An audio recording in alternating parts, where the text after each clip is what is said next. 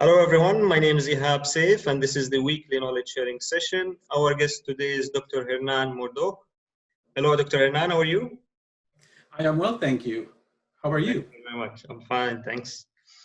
Dr. Hernan, today we're talking about the three line of defense, or what's now known as the three lines model. So can you please just start by giving us a history or the history behind the three line of defense model? Yes, it has a long history. The IIA published a position paper in 2013 that clarified the position of internal audit within the model. And what had been happening in a few years preceding that is that there was a little bit of conversation in the field about these lines of defense. And as we look at the literature and what was going on at the time, there were talks about 3, 4, 5 lines of defense, and we settled on the 3 lines of defense. It basically highlighted the different roles that were played by different parts of the organization. The first line was those front-facing activities. We had those customer-facing, and we also had support activities. So these are the controls embedded into the programs and processes within the organization. Then we had the second line, constituted by a function that oversaw the first line, and it also helped in terms of defining policy, also in terms of providing guidance, clarification, and monitoring of what was happening in the first line of defense. Then the third line of defense was internal audit. That will then provide that independent assurance and advice.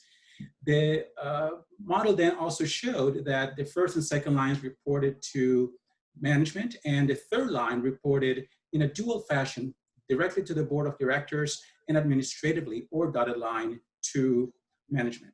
So that was generally what that showed. And then of course, outside of that was a couple other lines of defense, regulators, external auditors, and so. And in some cases, people would refer to the 3 lines of defense model and say, well, what about those? Those are like the 4th line and the 5th line. So that made for an interesting conversation as well. But in essence, it was 3 lines as described. The IIA released the new version of the 3 line of defense, and they changed the title to the 3 lines model. I'm sure you read it, and can you tell us from your, let's say, from your understanding and from your review, what are the positive aspects or the improvements in this new model? Yes. So one of the interesting things, and it's right in the title, is that they dropped the word defense.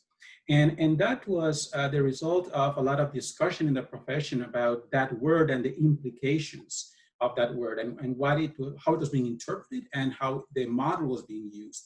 So when you refer to defense, we're talking about compliance, we're talking about protecting value.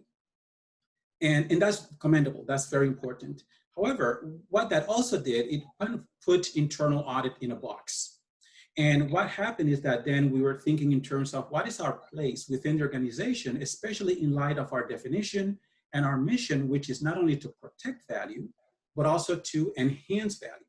So if you're thinking about enhancing value, then defense seems somewhat contradictory. So to facilitate the conversation and to help elevate the profession so that it's not only viewed as a post-action participant, but also more front end and looking in terms of the value creation contribution that we can make for value creation, then they eliminated the word defense and just made it a 3 lines model. Improvement areas that still needs to be addressed in the future.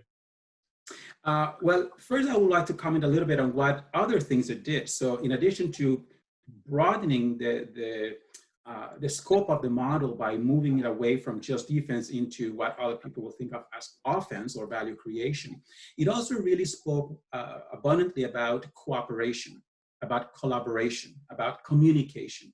So it also encouraged everyone involved in the organization, from the governing body, usually the board of directors, senior management, middle management, and those frontline workers, to also think in terms of how we can work together. And this can certainly help improve corporate governance and the management craft in general. So what that does, it creates an environment where it helps to break down silos and encourages everyone to work together towards finding the best way to mobilize the organization towards success. So these things were also very positive. Some of the challenges or other areas for improvement that I see, in addition to all the positive that I'm sure is going to produce for our profession, is that it didn't quite clarify how that is going to be reconciled with independence. One of the very important aspects of internal auditing is that independent element about our position and about our thought process and about the way we do our work.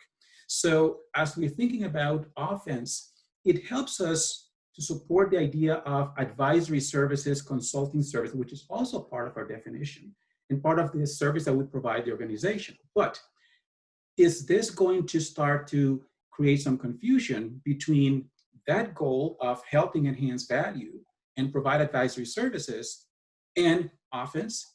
And how is that going to potentially compromise independence? So that's one of the things that I believe we still need to work a little bit on to clarify, so there's no confusion. I can see, and in practice, I can see how that can be addressed through communication, through the charter of the internal audit function, and so on.